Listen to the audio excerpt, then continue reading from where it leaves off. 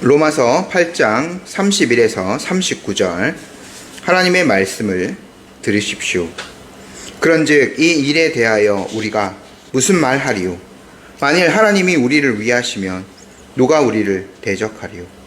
자기 아들을 아끼지 아니하시고 우리 모든 사람을 위하여 내주시니가 어찌 그 아들과 함께 모든 것을 우리에게 주시지 아니하겠느냐? 누가 능히 하나님께서 택하신 자들을 고발하리요? 어렵다 하신 이는 하나님이시니 누가 정죄하리요? 죽으실 뿐 아니라 다시 살아나신 이는 그리스도 예수시니 그는 하나님 우편에 계신 자요 우리를 위하여 간구하시는 자시니라. 누가 우리를 그리스도의 사랑에서 끊으리요? 환난이나 곤고나 박해나 기근이나 적신이나 위험이나 칼이랴. 기록된 바 우리가 종일 주를 위하여 죽임을 당하게 되며 도살당할 양같이 여김을 받았나이다 함과 같으니라. 그러나 이 모든 일에 우리를 사랑하시는 이로 말미암아 우리가 넉넉히 이기느니라. 내가 확신하노니 사망이나 생명이나 천사들이나 권세자들이나 현재일이나 장래일이나 능력이나 높음이나 깊음이나 다른 어떤 피조물이라도 우리를 우리 주 그리스도 예수 안에 있는 하나님의 사랑에서 끊을 수 없으리라. 아멘. 저희가 오늘 이제 로마서 8장의 마지막 부분을 보게 됩니다. 로마서 8장이 성경에서 가장 또 하나님의 사랑이 빛나는 장이고, 그 중에서도 많은 사람들이 오늘 본문이 하나님의 사랑의 절정을 제시한다라고 말하기도 합니다. 오늘 이 귀한 말씀을 저희가 보면서 지난주에 들었던 구원의 황금사슬 다시 한 번 더 떠올려 보셨으면 좋겠는데요. 성부 하나님께서는 구원받을 자를 미리 아시고 미리 정하셨습니다. 그리고 그들을 부르신 그들을 의롭다 하여 주시고 마침내 그들을 그 아들의 형상을 본받도록 영화롭게 하실 것입니다. 성부 하나님의 계획이 이렇게 섰고 성자 예수님께서는 그 하나님의 계획을 충실하게 이루셨고 성령 하나님께서는 이 시대 가운데 우리 가운데 이 하나님의 구원을 적용하시죠. 우리가 이 구원의 황금사슬을 떠올려 볼 때 인간의 조건이나 행위로부터 그것이 출발하지 않습니다. 오직 하나님의 주권적인 은혜로 이 구원 계획이 완성되어지는 거죠. 그런데 우리가 여기에서 이 연결고리들을 조금 더 오늘 본문을 통해서는 상세하게 보는 겁니다. 부르신 그들을 의롭다 하셔서 영화롭게 하실 것인데 그 과정 가운데 이 땅을 살아가는, 현실을 살아가는 우리들을 어떠한 과정을 통해서 어떠한 방식으로 하나님께서 보호하시고 영화롭게 하실 것인가를 함께 한번 살펴볼 텐데요. 8장의 마지막 단락 바울은 이렇게 시작합니다. 같이 한번 읽어볼까요? 31절입니다. 시작. 그런즉 이 일에 대하여 우리가 무슨 말하리요? 만일 하나님이 우리를 위하시면 누가 우리를 대적하리요? 바울이 이 일을 먼저 이야기합니다. 길게는 로마서 1장부터 5장부터라고도 할 수 있는데 이 앞절까지 설명한 복음의 모든 내용을 지칭하는 것입니다. 또 굳이 짧게 표현하자면 아까 제가 지금 방금 설명드린 29절 30절에 나오는 흔히 말하는 구원의 황금사슬, 이것을 가리키는 것일 수도 있죠. 하나님께서 시작하신 일입니다. 영원전에 이 구원받을 백성을 택하여 주신 거예요. 그래서 그들을 끝까지 지키셔서 영화롭게 해 주시는 거예요. 이 바울의 말은 이 일에 대하여 우리가 무슨 말을 하리요? 라고 바울이 이렇게 쓴 것은 이 진리 앞에 우리가 무엇을 더 보탤 수 있겠습니까? 하는 것이에요. 인간의 어떠한 능력으로 하나님의 이 계획에 더 보탤 것이 없다라는 거죠. 근데 바울이 이 말을 덧붙이잖아요. 만일 하나님이 우리를 위하시면. 그러니까 이거는 하나님이 우리를 위하지 않을 수도 있다라는 어떤 조건적인 것이 아닙니다. 위할 수도 있고 위하지 않을 수도 있고, 그것이 아니라 하나님이 우리를 위하시기 때문에라는 아주 강한 확신을 나타내는 표현입니다. 근데 실전적으로 우리의 삶을 되돌아보면, 그러면 우리에게는 어떠한 대적도 없을 것인가 한번 생각해 볼 수 있죠. 우리가 세상을 살아가다 보면 예수님 믿고 난 다음에 성령님께서 우리 안에 거하시고 우리를 인도하시지만, 그러나 우리들에게는 분명한 대적들이 있어요. 크게 세 대적들을 많은 사람들이 이야기합니다. 공중에는 우는 사자처럼 우리를 삼키려고 하는 마귀가 있습니다. 또 우리 주변에는 우리를 미워하고 박해하고 유혹하는 세상이 있습니다. 그리고 가장 가까운 곳, 심지어 우리 안에는 우리를 끊임없이 넘어뜨리려는 죄악된 몸의 본성도 있죠. 그러나 이 성경 말씀 뭐라고 말하고 있습니까? 그리스도 안에 있는 우리에게는 정반대의 선언이 주어졌어요. 하나님이 우리를 위하고 계십니다. 만물의 주관자이신 하나님이 우리 편에 서 계신 거예요. 그러면 어떤 대적자가 우리를 해할 수 있겠습니까? 어떤 원수가 우리의 구원을 딱 가로막을 수 있겠습니까? 하나님이 함께 하시는 사람은 언제나 최종적인 승리를 보장받을 수밖에 없는 거죠. 자, 그렇다면 우리가 하나님께서 우리를 참으로 위하고 계시다라는 것을 무엇으로 확신할 수 있을까요? 바울이 32절에 그 증거를 제시합니다. 같이 한번 읽어볼게요. 시작. 자기 아들을 아끼지 아니하시고 우리 모든 사람을 위하여 내주신 이가 어찌 그 아들과 함께 모든 것을 우리에게 주시지 아니하겠느냐. 자기 아들을 주셨어요. 근데 여기는 자기 자신의 라는 그 뜻이 더 좀 정확할 것 같습니다. 성부께 고유하게 속한 아들이라는 거죠. 그 독생자 예수 그리스도, 성부 하나님께서는 그토록 사랑하시는 아들을 아끼지 아니하시고 내어 주셨습니다. 왜요? 죄에 대한 대가를 치르게 하기 위해서. 죄에 대한 그 죄책, 죄에 대한 그 대가는 죽음입니다. 하나님께 반항한 그 죄의 대가는 반드시 생명으로 그것을 치러야 해요. 그런데 죄 많은 우리의 생명으로는 그것이 되지 않죠.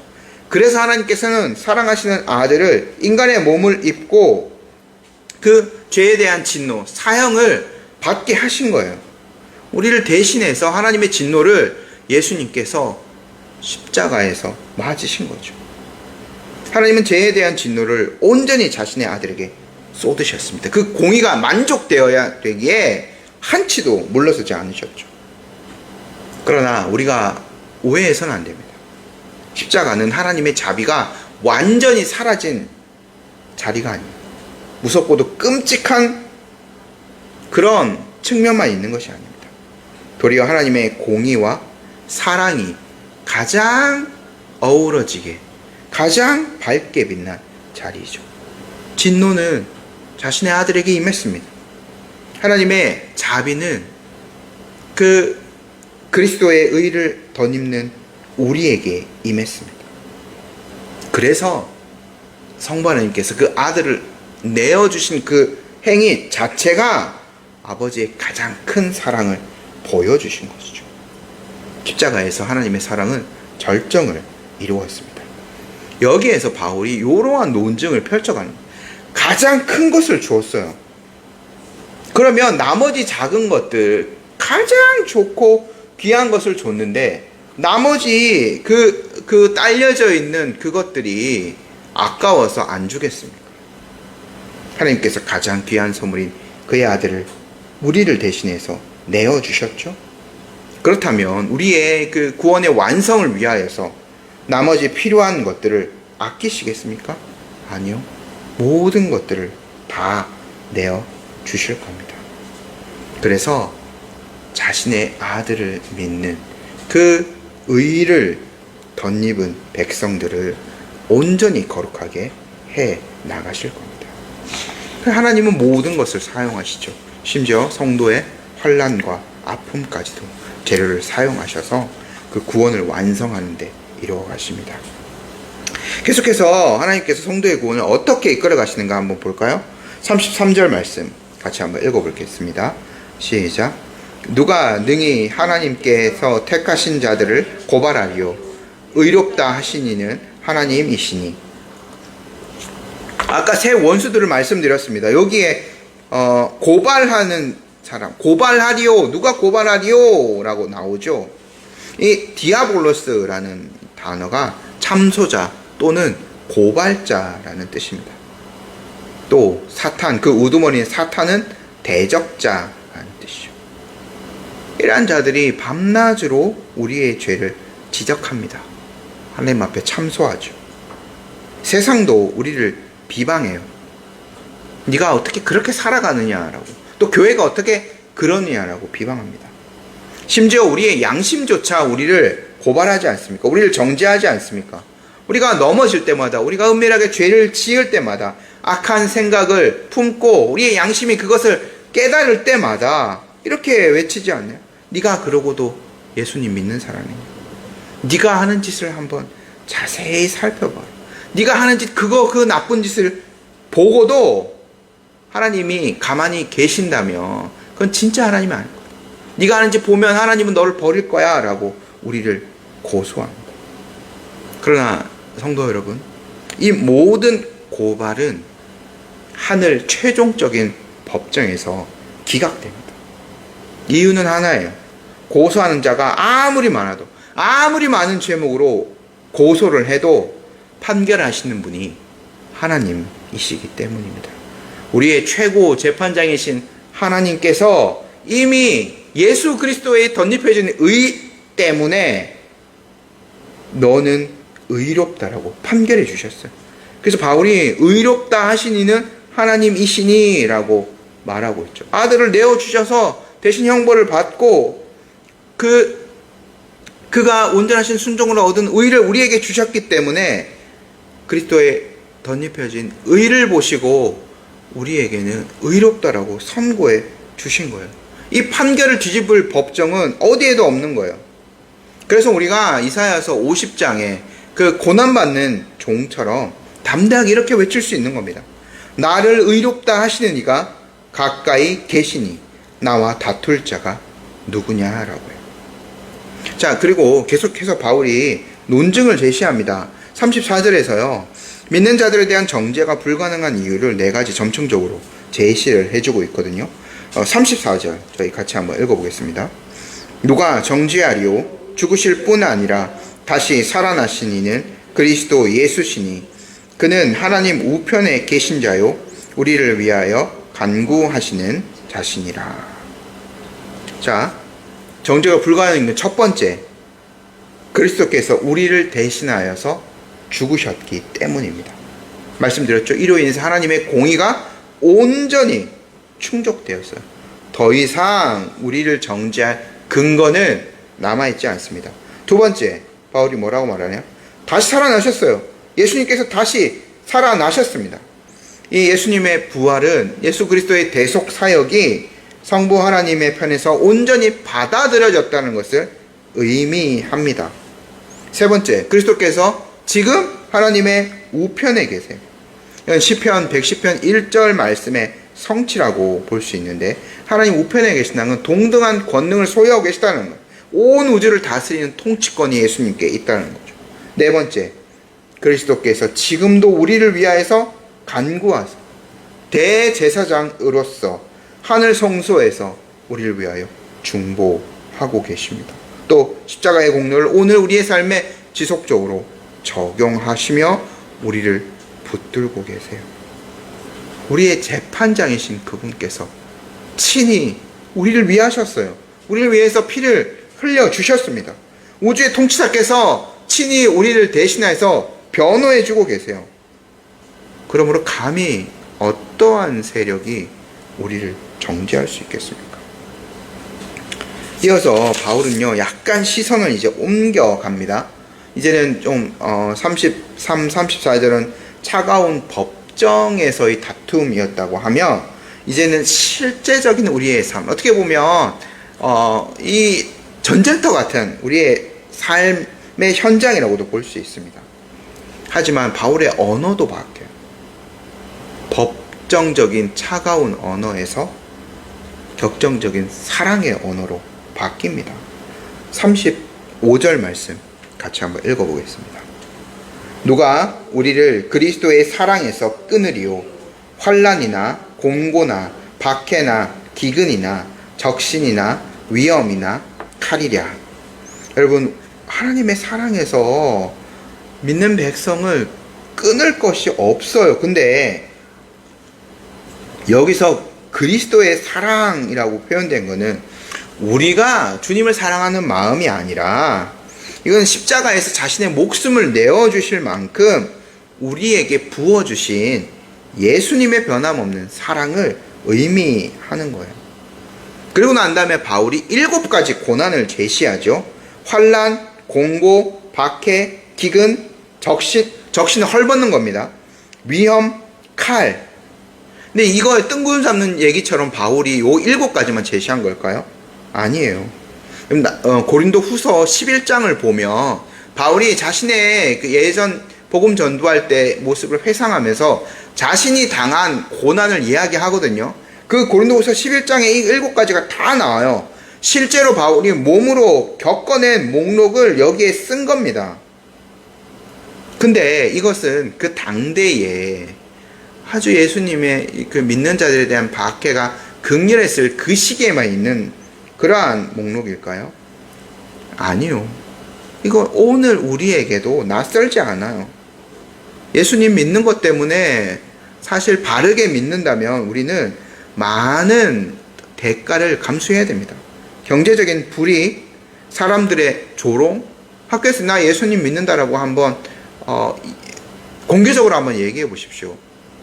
그리고 이렇게 밥 먹는 그러한 자리에서 공개적으로 기도해 보십시오. 반응이 어떠한가요?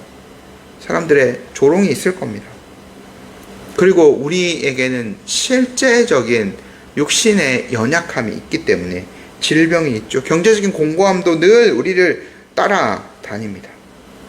그럴 때마다 대적자가 속삭이죠. 참소하는 자가 속삭일 수 있습니다. 하나님이 너를 사랑하신다면 네가 왜 이런 일을 겪고 있는가? 하나님은 너를 버리신 것이 아닌가라고요. 하지만 바울이 36절에서 단호히 이를 반박합니다. 한번 36절 읽어볼까요? 시작. 기록된 바 우리가 종일 주를 위하여 죽임을 당하게 되며 도살당할 양같이 여김을 받았나이다 함과 같으니라. 여러분 아마 성경에 다 인용 표시가 되어져 있을 겁니다. 요 말씀 36절 말씀 시편 44편 22절 말씀을 인용한 거죠. 근데 요 시편 44편은 짧게 설명드리자면 어떤 내용이냐면 하나님의 백성이 지팔핀 때 지었던 노래예요. 근데 이거는 보통 다른 데서 이렇게 말하는 거는 죄를 지어서 하나님께 매맞는 거. 그래서 고통당하고 그런 시도 있습니다만 그게 아니라 잘 살아가고 있어요. 하나님의 언약 백성으로 언약 안에 있습니다. 어떻게 보면 매맞을 짓을 하지 않았어요. 그런데 시편 기자가 뭐라고 적었냐면 도살당할 양처럼 여김받고 있다라고 기록했어요. 이제 곧 죽어요. 도살장 끌려가서 내일이면 끌려가서 죽어요. 이렇게 취급당하고 있다니까요. 그럼에도 불구하고 성경은 이 말씀을 그대로 기록하였어요. 그러니까 우리가 논리적으로 뭐를 추측해 볼 수 있냐면 고난당하는 거요. 그것이 하나님이 우리를 버리셨다는 징표가 아니란 거를 이것을 통해서 확신할 수 있는 거예요. 바울이 그래서 이 말씀을 갖고 온 거예요. 이 백성, 이 44편에 보면 언약을 얘기하거든요. 언약 안에 있습니다. 이 고난 당하는 것 때문에 하나님의 언약이 깨졌다는 징표가 결코 아닌 거죠. 우리가 이를 통해서 뭐를 더 확인할 수 있냐면 하나님의 백성은 언제나 이런 길을 걸어왔다라는 거예요. 성경이 이렇게 증언하고 있습니다. 가장 박해당하는 곳에 있을 때라도, 내일이면 끌려가서 죽임을 당하는 그러한 상황 건데 있을 때라도 하나님은 그들을 지키시고 함께 하셨다는 거예요. 그리고 우리가 이 44편 22절 말씀, 도살당할 양같이 이러한 그 상황에 있을지라도 우리가 누구를 떠올릴 수 있나? 우리 가장 먼저 앞서 우리 주님께서 먼저 도살당할 어린 양이 되어서 먼저 그 길을 가시지 않으셨습니까? 그래서 고난이 결코 우리를 하나님의 사랑에서 끊을 수 없는 겁니다. 근데 우리가 한 번 더 생각해 볼 거예요. 그럼 세상에서 믿는 자들은 그냥 근근히 그냥 간신히 버티는 자들일까 하는 거죠. 간신히 이거 위험다, 내일이면 죽임 당하고 다 재산도 빼앗기고 이렇게 간신히 살아가는 자들일까요? 그건 아니에요. 37절 말씀 한번 읽어보겠습니다. 그러나 모든 일에 우리를 사랑하시는 이로 말미암아 우리가 넉넉히 이기느니라. 이기는 자들이에요. 근데 우리가 이긴다는 것을 오해하지 말아야 돼요. 먼저 제가 부정적인 걸 말씀드릴게요. 아닌 거. 이거는 고난을 우리가 짓밟고 일어설 수 있다는 거 아닙니다. 고난이 완전히 그냥 태풍이 그냥 한순간에 딱 사라지기도 하잖아요. 그런 것처럼 사라진다는 뜻도 아니에요. 고난은 계속 있어요. 우리를 계속 칩니다. 믿는 자들을 쳐요. 근데 이제 뭐 유튜브 같은데 뭐 간증 같은 걸 보면 뭐 기도했더니 갑자기 그렇게 됐다, 뭐 어떻게 됐다 이야기하는 분들도 있습니다. 근데 그거는 특수한 경우이지 보편적인 건 아니에요. 보편적으로는 어떻게 살아가느냐, 고난이 하나 넘어가는 것 같으면 또 다른 게 옵니다. 더 큰 것들이 와요. 사라지지 않는 것 같아요. 우리 힘으로는 고난을 정복할 수 없는 것 같습니다. 그런데요, 우리가 알 것이 있어요.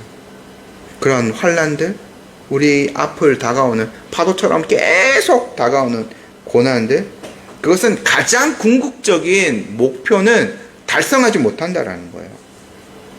그 대적자들, 모든 환경들을 통해서 뭐를 하고 싶어 하냐면 우리를 하나님의 사랑에서, 그리스도의 사랑에서 끊어내버리고 싶어 하거든요.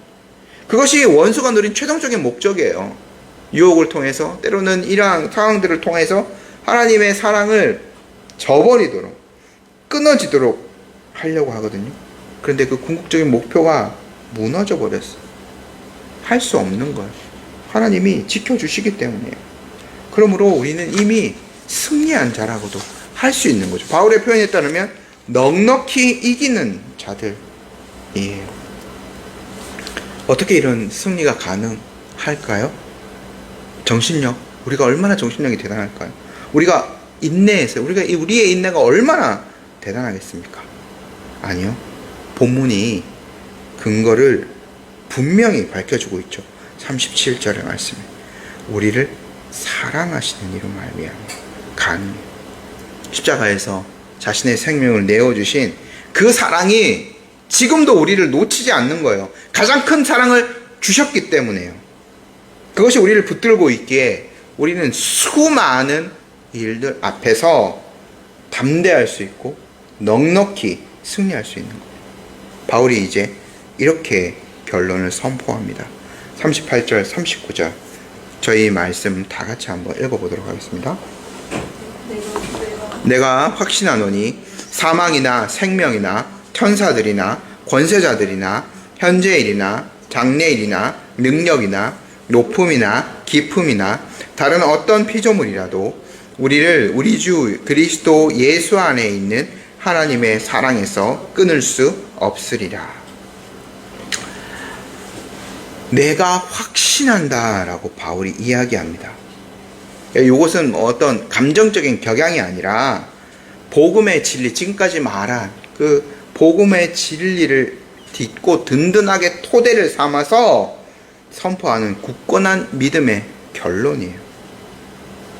바울이 우리가 모든 것에서 그 어떠한 것으로부터도 하나님의 사랑에서 끊어질 수 없다라는 것을 총 11가지 항목을 이야기합니다. 우리가 이걸 쌍으로 지어서 확인해 볼 수 있어요. 바울이 그렇게 표현했거든요. 사망, 생명이 가장 먼저 나오죠. 사망이나 생명이나.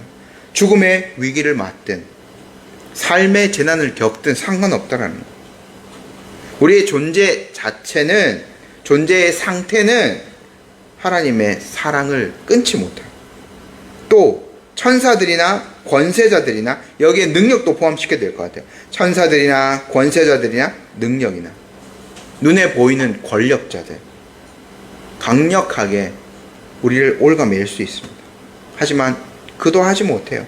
공중의 권세 잡은 타락한 영들, 모든 악한 세력까지 총동원되어도 소용없습니다. 그리스도께서 이미 십자가로 그 모든 것들을 무장해제 시키셨거든요. 현재일, 장래일을 바울이 또 이야기하죠. 지금 겪는 고통, 앞으로 다가올 알 수 없는 그 두려움, 불안감, 이것도 마찬가지입니다. 시간의 어떤 차원도 하나님의 사랑을 소멸시킬 수 없습니다. 바울이 또 뭘 얘기합니까? 높음과 깊음을 이야기합니다. 하늘 꼭대기에서부터 가장 깊은 밑바닥까지죠. 하나님의 사랑이 미치지 않는 공간은 없습니다. 그리고 바울이 이렇게 마지막 쐐기를 박죠. 다른 어떤 피조물이라도 우리를 우리 주 그리스도 예수 안에 있는 하나님의 사랑에서 끊을 수 없으리라 라고요.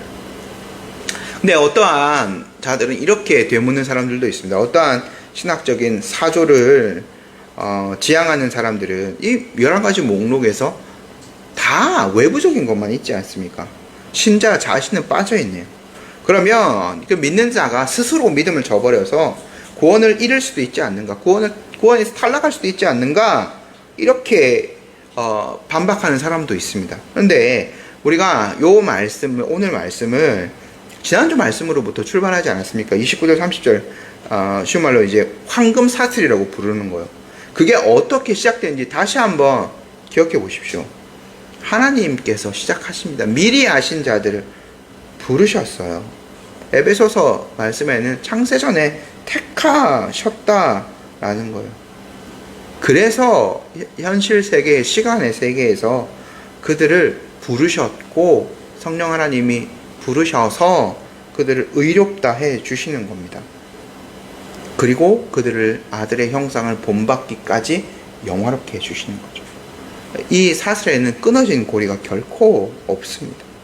오늘 이 31절 39절에서 그래서 의롭다 하신 자를 영화롭게 하시는 그 중간의 단계들 다 본 거죠. 어떠한 환난, 어떠한 대적들도 결코 거기에서 탈락시키지 못한다라는 거죠. 그래서 바울이 영어롭게 했다는 것을 미래형으로 쓰지 않고 과거형으로 썼다고 제가 지난주에 설명드린 겁니다.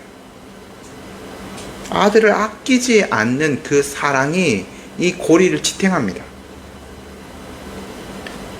그 고발을 기각하는, 수많은 고발을 기각하는 재판장의 판결이 이것을 지탱해요. 지금도 중보하시는 그리스도의 사역이 이 사슬을 지탱합니다. 생각해 보십시오. 변치 않는 하나님께서 구원의 일을 시작하셨어요. 그리고 하나님께서 완성하실 것입니다. 이 일이 중간에 실패할 수 있을까요? 실패한다면 하나님의 구원 계획 자체가 처음부터 잘못된 것이라고 우리가 말할 수밖에 없잖아요. 결코 그런 일은 일어나지 않습니다. 그러므로 신자의 구원은 반드시 성취되어지는 것이죠. 이것이 사도 바울의 확신이었어요. 우리를 지키는 것, 어떻게 보면 우리 자신의 어떠한 힘이 아닙니다. 우리가 주님을 꽉 붙잡는 그 손이 아니고 우리를 붙드시는 하나님의 손이 우리를 지키시고 계시죠. 삼중적으로 우리를 붙드세요. 삼위일체 하나님께서 성부 하나님의 작정하시는 그 사랑이, 성자 예수님의 십자가의 사랑이, 성령 하나님의 견인의 사랑이 우리를 꼭 붙들고 계신 겁니다. 결단코 실패하지 않을 것입니다. 제가 교리적으로 좀 정리를 먼저 한번 하도록 하겠습니다. 오늘 우리가 들은 요 해설한 내용들 교리적으로 한마디로 정리하면 성도의 견인 교리라고도 할 수 있습니다. 성도의 견인이라는 것은 좀 어려울 수도 표현이 있겠지만 하나님께서 영원한 사랑으로 택하시고 성령으로 거듭나게 하신 참된 신자는 결코 은혜의 상태에서 완전히 떨어지지 않는다라는 진리입니다. 끝까지 보존되어서 마침내 영원한 영광에 이르게 된다. 하나님께서 자기 백성을 끝까지 보존하시기 때문에 성도의 측면에서는 믿음, 회개, 순종 가운데 끝까지 견디게 되는 거죠. 아까 그런 환난 가운데서 견디며 승리할 수 있는 거예요. 보존하시는 분은 하나님이시고 견디는 자는 성도입니다. 이 둘은 결코 나뉘지 않아요. 만약에 여러분 아까 방금 뭐 이렇게 좀 어떤 다른 신학을 가진 사람들이 했던 대로 구원이 우리로부터 시작한다. 우리의 믿음, 내가 결단하고 내 믿음으로부터 구원이 시작된다라고 생각하면 여러분 그게 어떤 확실성을 가질 수 있겠습니까? 우리의 상태를 보십시오. 이 예배당 문밖 나가면 얼마나 쉽게 유혹에 휘둘리고 내 감정에 휘둘리고 합니까? 그거에 따라서 구원을 확신할 수 있다면 하루에도 수십 번, 수백 번씩 우리의 구원은 흔들릴 것입니다. 그리고 또 만약에 내가 잘하고 있다, 잘 살고 있다, 그것에 그건 뭐 대부분 다 착각이겠습니다만 그것에 구원의 확신을 두면 어떻게 될까요? 알량한 자기의 일을 자랑하는 교만에 빠지고 말 것입니다. 그러나 성경은 다르게 말하고 있죠. 우리의 소망의 근거, 우리의 행위가 아닙니다. 우리의 공로가 아니에요. 아들을 아끼지 아니하시는 하나님의 사랑이 궁극적인 소망의 근거입니다. 하나님께서 성도를 끝까지 붙드십니다. 이것이 시작부터 끝까지 하나님이 이루시는 이 구원, 전적인 은혜라고밖에 표현할 수 없는 거죠. 하나님의 이 구원 사역에는 실패도 취소도 없습니다. 성도 여러분, 이제 말씀을 좀 결론을 맺도록 하겠습니다. 로마서 8장 전체의 결론, 또 오늘 이 말씀의 결론은 하나님께서 우리의 구원을 위해서 어떻게 일하셨는가를 한눈에 보여주고 있죠. 성부 하나님의 그 미리 아심과 예정이 있었습니다. 가장 사랑하는 아들을 아낌없이 내어주시는 사랑이 있었습니다. 그리고 우리를 값없이 의롭다 하시는 그 선언이 있었습니다. 성자 예수님께서는 그 계획을 이루기 위해서 십자가에서 죽으셨고 능력으로 부활하셨습니다. 그리고 오늘 말씀처럼 지금 이 순간에도 하늘 보좌 우편에서 쉼없이 우리를 위해 중보하고 계십니다. 성령 하나님 우리의 연약함을 아시고 도우시죠. 지금도 말할 수 없는 탄식으로 간구하십니다. 이 완전한 삼위일체 하나님의 구속사역의 품 한가운데 우리가 안겨 있는 겁니다. 그러면 다시 한번 강조합니다. 성도 여러분, 우리의 구원이 안전한 이유는 우리가 하나님을 끝까지 붙들고 있기 때문이 아닙니다. 하나님께서 우리를 끝까지 붙드시기 때문입니다. 그러므로 오늘 본문의 이 마지막 말씀을 계속 기억하십시오. 그 어떤 것도 우리를 우리 주 그리스도 예수 안에 있는 하나님의 사랑에서 끊을 수 없으리라. 그러므로 이제 우리가 할 일은 명확합니다.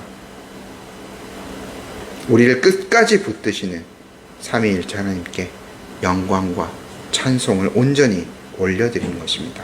그리고 전생애를 다해 그 은혜 앞에 엎드리는 것입니다. 세상에 주는 어떠한 시련에도 흔들리지 않는 이러한 믿음으로 살아가실 수 있는 모든 성도님들 되시기를 간절히 소망합니다.